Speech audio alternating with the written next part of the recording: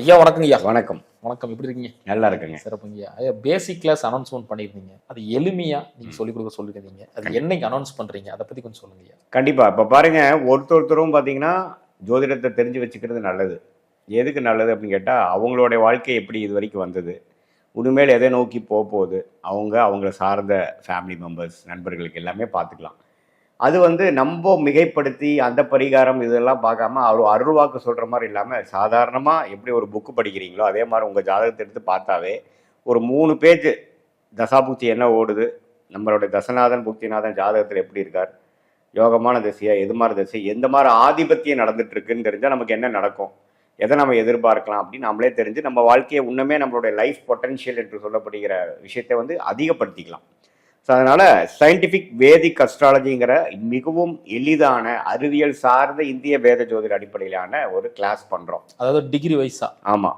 அதாவது சும்மா வந்து 3வது 7வது இடத்துல 3 கிரகம் இருக்குது, லக்னத்தில் 2 கிரகம் இருக்குது அப்படிலாம் சும்மா சொல்லாமல் குட்டு மதிப்பாக பேசாமல் எந்த டிகிரியில் இருக்குது, ஒரு கிரகத்துக்கு நடுவால் எவ்வளோ டிகிரி இடைவெளி இருக்குது, அப்படி இந்த டிகிரி இடைவெளி இருந்தால் என்ன பலன் கொடுக்கும், அதிகமாக இருந்தால் என்ன பலன் கொடுக்கும், பார்வை பலன் என்ன, திக்பலம் திருக்பலம் எல்லாமே வந்து பார்த்துட்டு இதில் வந்து நமக்கு யோகமான தொழில் என்ன, யோகமான வேலை என்ன, தொழிலா வேலையா, எந்த துறை நமக்கு நல்லா இருக்கும், திருமண விஷயங்கள் நமக்கு எப்போ காட்டுது, எல்லா விஷயங்களும் நாமளே தெரிஞ்சுக்கக்கூடிய அமைப்பாக கண்டிப்பாக வந்து நமக்கே லைஃப் கிளாரிட்டி, நம்மளுடைய பிராப்தத்தை நாமளே புரிந்து கொண்டோம் என்றால் தேவையற்ற விஷயங்கள், தேவையற்ற சமய விரயங்கள், தேவையற்ற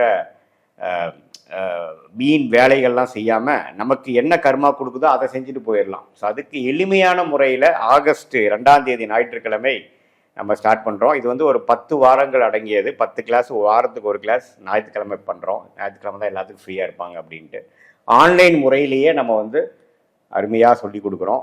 ஸோ அதில் அவங்க அட்டன் பண்ணி பார்க்குறவங்க பார்த்துக்கலாம். உலக ரீதி எங்கே இருந்தாலும் நம்ம ஆன்லைன் கனெக்ட் ஆகி கண்டிப்பாக இங்கே தான் வரணும். நான் கோயம்புத்தூரில் இருக்கேங்க. கோயம்புத்தூரில் வரணும்னு அவசியம் இல்லை. எல்லா வெளிநாட்டில் இருக்கிறவங்க எதாக இருந்தாலும் மிகவும் ஒரு கம்மியான ஒரு ஃபீஸு, அதை நம்ம கீழே போட்டுட்டு இருக்கிற ஃபோன் நம்பர் பார்த்தீங்கன்னாவே அவங்கள கேட்டிங்கனாவே எல்லா டீட்டெயில்ஸ் கொடுப்பாங்க. ஒரு 10 வாரங்கள் அடங்கிய ஒரு 10 கிளாஸ் நிரப்பிய ஒரு அருமையான பேசிக் கோர்ஸ் ஆஃப் சயின்டிஃபிக் வேதிக் அஸ்ட்ராலஜியை வந்து நம்ம ஸ்டார்ட் பண்ணுறோம். அதை எல்லா மக்களும் இதில் ஜோதிடத்தில் ஆர்வமாக இருக்கிறவங்க வந்து கண்டிப்பாக அதை பயனெடுத்து கொண்டு வேண்டும். அது மூலமாக பார்த்தீங்கன்னா அவங்க ஜோதிடர் ஆகிறாங்களே இல்லையோ, அவங்களுடைய வாழ்க்கையை வந்து அவங்களே வந்து சிறப்பாக நடத்திக்கக்கூடிய ஒரு பேசிக்கான ஒரு அறிவு வருங்கிறது நான் நம்புகிறேன். கண்டிப்பாக ஐயா. இப்போ வரவங்க எந்த அடிப்படையில் வரணும் ஐயா? ஏதாவது நட்சத்திரம் இதெல்லாம் தெரிஞ்சுக்கணுமா? ஒன்றுமே தெரிய வேண்டியதில்லை. பிளாங்கா அஸ்ட்ராலஜினா என்னன்னே தெரியாமல் வந்தால் கூட போதும். எனக்கு ஆர்வம் மட்டும் இருக்குங்க வந்தாலே போதும். பேசிக்கிலிருந்து ஜோதிடம்னா என்ன, கர்மாவுக்கும் ஜோதிடத்துக்கும் கனெக்ஷன் எப்படி வருது, எப்படி வந்து நம்ம இந்த ஒரு 12 கட்டத்தை வச்சு நம்ம வாழ்க்கையை சொல்கிறோம், எங்கே லிங்க் ஆகுது, நம்ம கர்மா போன ஜென்மத்தில் செய்த பாவ புண்ணிய கர்மா எங்கே லிங்க் ஆகுது, what is the starting point of horoscope, நம்ம ஜாதகத்தோட ஆரம்ப பகுதி என்ன, எங்கே முடியுது, அந்த 12 பாவங்கள் எதை காட்டுது, தசாபுக்திகள்லாம் என்ன, தசாபுக்திகள் எதை வைத்து ஸ்டார்ட் ஆகுது. இப்போ உங்களுக்கு செவ்வாய் திசை தான் முதல் திசை அப்படின்னா எதை வச்சு அப்படி செவ்வாய் திசை முதல் திசையாக வருது, அந்த சீக்வன்ஸ் ஆஃப் தசை என்ன, பார்வை என்ன, பலம் என்ன, ஒரு கிரகம் திக்பலம், ஸ்தான பலம், திக்பலம்ட்டு நம்மளோட ஜாதகத்தில் எந்த கிரகம் பலமாக இருக்குன்னு நாமளே தெரிஞ்சுக்கலாம். ஸோ அது மாதிரி எல்லா அம்சங்களும் எளிமையான முறையில், லாஜிக்கலான முறையில், அறிவியல்வா சார்ந்த முறையில், எதுவுமே நீங்கள் இதை மெமரைஸ் பண்ணிக்கங்க, இந்த சப்ஜெக்டை நீங்கள் வந்து மக்கடிச்சுக்கங்கிற மாதிரி இல்லாமல் இது ஏன் இது சொல்கிறோம். இப்போ செவ்வாய் வந்து ஸ்போர்ட்ஸுக்கு உகந்த ஒரு கிரகம், மெடிக்கலுக்கு ஒரு உகந்த கிரகம், ஒரு சிவில் இன்ஜினியரிங், கன்ஸ்ட்ரக்ஷன், ரியல் எஸ்டேட்டுக்கு உகந்த ஒரு கிரகம்னு சொல்கிறோம்னா எதனால் சொல்கிறோம்? ஏன் செவ்வாய் அது கொடுக்குது? செவ்வாயோட காம்பனண்ட், அந்த காம்போசிஷன் என்ன, அது ஏன் இந்த விஷயத்துக்கு அது உகந்ததாக இருக்கிறது, கடவுள் எப்படி அமைச்சிருக்காரு, ஒரு கிரகத்தை எது கொடுத்துருக்கிறாருங்கிற எல்லா விஷயங்களும் அருமையான ஒரு பேசிக் ஃபவுண்டேஷன் பண்ணிட்டு, உங்கள் ஜாதகமாக இருந்தாலும் சரி, உங்கள் குழந்தைகள் ஜாதகமாக இருந்தாலும் சரி, நண்பர்கள் உறவினர் ஜாதகத்தை நீங்களே பார்த்து என்ன பலன் அப்படிங்கிறது நல்லாவே சொல்லக்கூடிய ஒரு அற்புதமான ஒரு அருமையான வாய்ப்பு. எல்லாரும் இதை உபயோகப்படுத்தி. அதாவது 10வது கிளாஸ் முடியும் போது நம்மளே கணிச்சுக்கலாம். அதே மாதிரி ப்ராக்டிக்கல் ஏதாவது சொல்லி கொடுக்குறீங்க? கண்டிப்பாக. அந்த கடைசி 2 கிளாஸ் பார்த்தீங்கன்னா ப்ராக்டிகல்ஸ் தான். 8 கிளாஸ் தியரி, 2 கிளாஸ் ப்ராக்டிகல்ஸில் நிறைய நாமளே இப்போ நம்ம பலாயிரக்கணக்கான கிளைண்ட்ஸ் நம்ம பார்த்துட்டு இருக்கோம். அதில் வந்து இன்ட்ரெஸ்டிங்கான கிளைண்ட்ஸ் போட்டு அவங்களே வந்து ப்ரிடிக்ஷன் எடுங்க, இந்த ஜாதகத்தில் இருக்கிறவர் எந்த தொழில் இருப்பார் நீங்களே சொல்லுங்கள் அப்படின்னு கேட்குறது. ஒருத்தங்க சொன்னாங்கன்னா ஏன் கரெக்டு, ஒருத்தங்க தப்பாக சொன்னாங்கன்னா ஏன் தப்பு, எப்படி பண்ணிக்கணும்னு அப்புறம் அடுத்த எக்ஸசைஸ் கொடுக்குறப்போ அவங்களுக்கு ஒன்றுமே ஃபைன் டியூன் ஆகி ஓ இப்படி தான் ப்ரிடிக்ஷன் எடுக்கணுமா, இப்படி தான் பலன்கள் எடுக்கணுமா, இப்படி தான் கர்மா வேலை செய்யுதா அப்படிங்கிறது அவங்களே உணரக்கூடிய ஒரு அற்புதமான, எப்படி நான் கற்றுக்கிறப்ப எனக்கு ஒரு த்ரில்லிங்கான ஒரு விஷயமா இருந்தது இல்லைங்களா, அதையே எளிமையாக நம்ம கொடுக்குற மாதிரி அமைப்பு கொடுக்குறோம். அது நம்ம டிஸ்கவுண்டடான ஃபீஸில் கொடுக்குறோம். கண்டிப்பாக இதை நீங்கள் யூஸ் பண்ணிக்கலாம். கண்டிப்பாக. ரொம்ப நன்றிங்க. நன்றி நன்றி.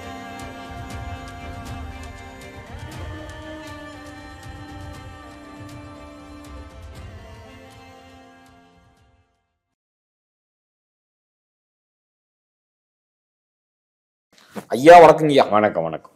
ஐயா, ஒரு ராசியின் பிறப்பின் ரகசியம் அதெல்லாம் நம்ம பார்த்துட்டு வந்துட்டு இருக்கோம். ஸோ அப்படி இருக்கும்போது இன்னைக்கு நம்ம பார்க்கக்கூடிய ராசி தனுசு ராசி. காலப்புருஷ தத்துவப்படி 9ஆம் ராசி சொல்லக்கூடிய தனுசு ராசி. தனுசு ராசி நேயர்கள் அதிகமாக கேட்கறது என்னன்னா, நிறைய ஏமாந்துட்டேன், என்னை ஏமாத்தி யூஸ் பண்ணிட்டாங்க, ஏனிப்படியாவே இருந்துட்டேன், நான் ஏற முடியாம நிறைய பேர் வாழ்க்கையில் தூக்கி விட்டுருக்கேன்னு சொல்றாங்க. உண்மையில அப்படிப்பட்ட நேயர்கள் தான் அவங்க. ஏன் இவங்களுக்கு இதெல்லாம் நடக்குது, இவங்க ஏன் இந்த ராசியில பிறக்கணும், இந்த ராசி என்ன சொல்ல வருது? கண்டிப்பா இந்த 9ஆம் இடம் என்று சொல்லப்படுகிற காலப்புருஷ தத்துவத்தில் 9ஆம் இடம் பாகிஸ்தானத்தில் வரக்கூடிய தனுசு பார்த்தீங்கன்னா மிகவும் நல்ல ராசி. நல்ல ராசினா என்ன, மிகவும் வந்து தன்மையான ராசி, அடுத்தவங்களுக்கு கெடுக்கணும்னு நினைக்காத ராசி, சம்டைம்ஸ் நம்ம இழிச்சுவாயத்தனமாக இருக்கிற ராசியாகவும் சொல்லலாம். இந்த லௌடிக வாழ்க்கையில் நுணுக்கங்கள் எப்படி இருக்குது, வியாபாரம் எப்படி நடக்குது, அரசியல் எப்படி நடக்குதுங்கிற ஒன்றுமே தெரியாத ராசியாகவும் சொல்லலாம். நான் பிறந்தப்போ எப்படி இருந்தோமோ அப்படியே இருந்துட்டான் சார், அவன் மாறவே இல்லை சார், நல்லவனா இருக்கணும், அப்படியே இருந்துட்டாங்க. அதுவும் அந்த குரு கீது ராசி அதிபதி குரு கீது ராசியவே பார்த்துட்டாருன்னு வைங்க. அதாவது குறிப்பாக மிதுனத்திலிருந்து ராசியை பார்க்குறாரு, சிம்மத்திலேருந்து ராசி பார்க்குறாரு, இதே வந்து மேஷத்துலேருந்து ராசி பார்த்தா கொஞ்சமாச்சும் செல்ஃபிஷாக இருப்பாங்க.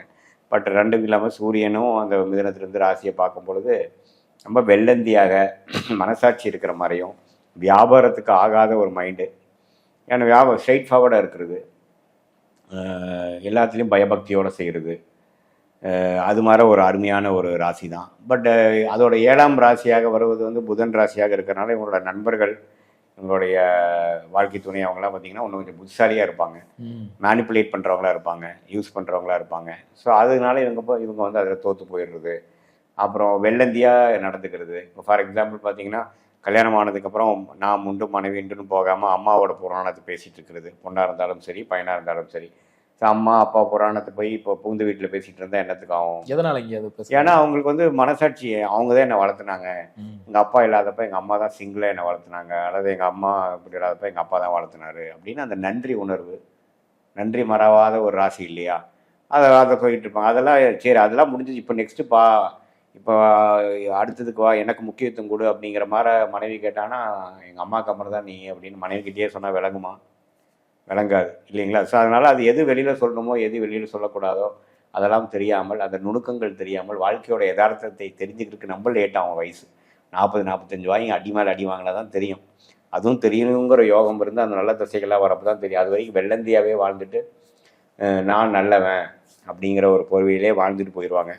ஸோ அதனால் பார்த்திங்கன்னா நிறைய இழப்புகள், நிறையா பணம் கொடுத்த இடத்துலேருந்து பணம் வர மாட்டேங்குது, நம்பி கொடுத்தேன் இப்போ வந்து ஃபோனே எடுக்க மாட்டேங்கிறான், அது வருமா வராதா அப்படின்னு கேட்குற கிளைண்ட்ஸாக இருந்தாலும் சரி.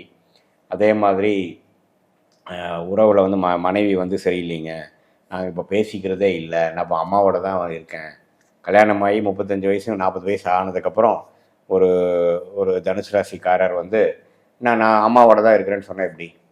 அது மாதிரி கோச்சிக்கிட்டு அம்மாவுக்கு வீட்டுக்கு வந்துட்டேன் அப்படின்னு கோச்சிட்டு போவாங்க, மனைவி தாங்க அனுப்புவாங்க, நீங்கள் ஏன் வந்துட்டீங்க, இல்லை நானே வந்துட்டேங்க அப்படிம்பாரு. அது அவ்வளோ வெள்ளந்தியான ஒரு கடுமையான வார்த்தைகளை சொல்ல முடியாமல், சொல்ல பிடிக்காத ஒரு தன்மையான ஒரு ராசியாக தனுசு ராசி வருதுங்க. ஆனால் பெரும்பாலுமே தனுசு ராசி வந்து இந்த தொழிலில் வந்து அதிகமாக தோல்வி அடைஞ்சிட்டேன், தொழில் மூலியமாக நிறைய பிரச்சனை வந்துருச்சு, என்னை ஏமாற்றிட்டாங்க, பார்ட்னர் ஏமாற்றிட்டான், கிளைண்ட் ஏமாற்றிட்டாங்க, பணம் கொடுத்து வரல, இதான் சொல்கிறாங்க.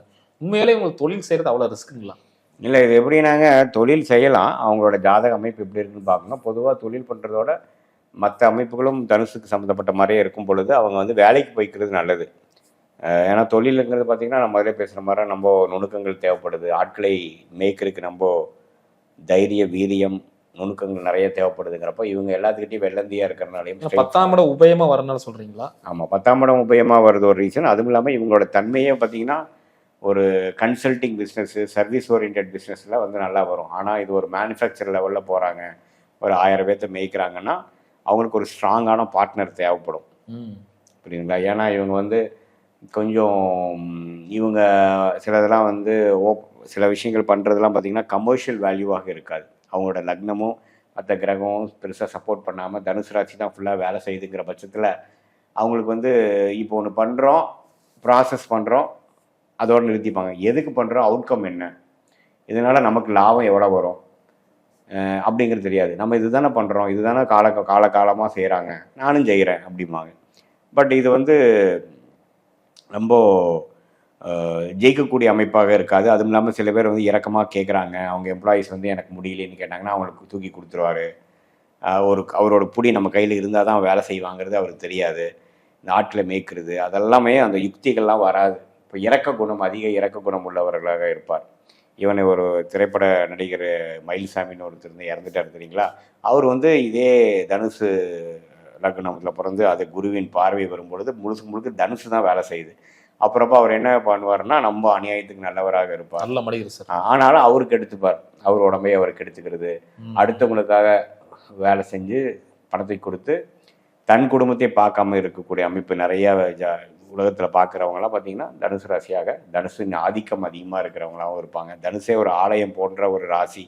9ஆம் இடம் தனுசில் எந்த கிரகம் இருந்தாலும் நல்ல ஒரு திருட்பலம் பெறுகிறது. இயல்பாகவே ஒரு திருட்பலம் பெறக்கூடிய ஒரு ராசி. ஏன்னா அவர் குருவோட வீடு. ஸோ அதே வந்து ராசியாக வரும்பொழுது மனசு வந்து எந்த ஒரு ஸ்டேஜ்லேயும் கிரிமினலாக போகாது. நம்மளை ஏமாற்றிட்டு போகிறான்னு தெரிஞ்சாலும் சரி பொழைச்சி போகிறான் விட்டுத்தோல நம்ம நேரம் அப்படின்னு தான் விடுவாங்களே ஒழிய அவங்ககிட்டேருந்து பழி வாங்கணும், அவன் ஒரு டைம் ஆட்டுவான் பாரு அப்படின்லாம் ஒரு விண்டிக்டிவாக ஒரு செவ்வாயின் ராசியாக அல்லது ஒரு சனியான ராசியாக, சனியோட ஆதிபத்தி பெற்ற ராசியாக யோசிக்க முடியாது. அவங்களுக்கு வந்து ஒரு காழ்ப்புணர்ச்சியை வந்து மனசில் வச்சுக்க முடியாது. ஏன்னா குருங்கிற ராசி வந்து காழ்ப்புணர்ச்சியை வச்சுக்க முடியாது. அவர் வச்சா அவங்களுக்கு தூக்கம் வராது. அதுக்காக அவங்க மனசுக்கு அதை ஏற்றுக்காதனால அந்த நெகட்டிவ்குள்ளேயே போய்க்க மாட்டாங்க.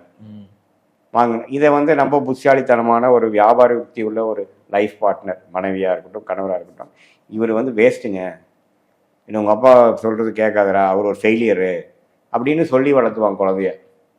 நீ 20 வருஷமாக பண்ணி என்னத்தை கிழிச்ச அப்படிங்கிற மாதிரிலாம் பேச்சு வர ஆரம்பிச்சிடும். அதெல்லாம் கேட்டு நொந்து போய் இவர் நம்ம எல்லாத்துக்கும் நல்லதாக இருந்தால் இவ இப்படி பேசுகிறா, குடும்பம் நம்மளை மதிக்க மாட்டேங்குது, யாருமே குழந்தைங்களே நம்ம மதிக்க மாட்டேங்கிறாங்க அப்படிங்கிற மாதிரி புலம்புறவங்கலாம் வந்து இது மாதிரி தனுசு ராசியில் பிறந்து தசாபுக்திகள் தவறாக போனவங்க தான். எல்லா தனுசு ராசிக்காரங்க இப்படி ஆக போகுதுன்னு சொல்ல வரல. அவங்களோட பேசிக்கான விஷயம் வந்து நல்ல குணம் உள்ளவங்க. நல்ல குணம் இருக்கிறவங்களே இந்த காலத்தில் நல்லவனை நம்ம என்னென்னு சொல்கிறோம், இழிச்சவாயன்னு தான் சொல்கிறோம். ஸோ அதுதான் பெரிய ப்ராப்ளம். ஸோ அதனால் மற்றபடி நல்ல தசாபக்திகள் வருது. அவங்களுக்கு ராஜோகாதிபதியாக செவ்வாய் செயல்படுகிறார், ராஜோகாதிபதியாக சூரியன் செயல்படுகிறார். சூரிய செவ்வாய் திசைகளாக வரும்பொழுது நல்லா முன்னுக்கு வருவாங்க. அவங்க துறையில் நல்லா பேரும் புகழும் பெறக்கூடிய அமைப்புகளும் உண்டு. அழகா சொன்னீங்கய்யா. அதே மாதிரி உங்களோட திருமண வாழ்க்கை ஒரு கேள்விக்குறியாக தான் இருக்குன்னு நிறைய பேர் சொல்கிறாங்க. மேலும் காரணம் உபயல ராசியாக இருக்கிறதுனாலயா இல்லை வேற தன்மைகள் ஒளிந்திருக்கா? உபயராசி ஒன்று இருக்குது. அந்த உபயராசியிலே பார்த்தீங்கன்னா கன்னிக்கு சம்மந்தப்படாமல் மிதுனத்துக்கு சம்மந்தப்படுறதுனால மிதுனம் வந்து ரெட்டிப்பு தன்மை இருக்கக்கூடிய ஆணும் பெண்ணும் இருக்கக்கூடிய அமைப்பு இருக்குனால 2 கல்யாணம் ஆகக்கூடிய அமைப்புகள் உண்டு.